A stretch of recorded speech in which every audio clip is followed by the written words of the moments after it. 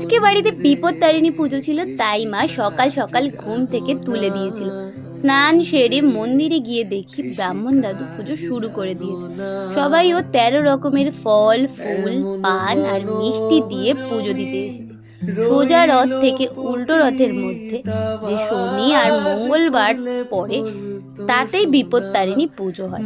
আর আমাদের যেহেতু শনিবারে বড় ঠাকুরের পুজো হয়, তাই সেদিন সম্ভব হয় না বলেই পুজোটা আমাদের মঙ্গলবারে হয়।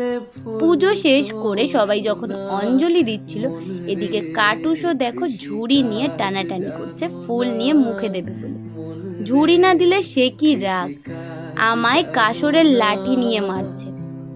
দেবী সংকটনাশিনীর আরেক রূপ হচ্ছে মা বিপত্তারিণী।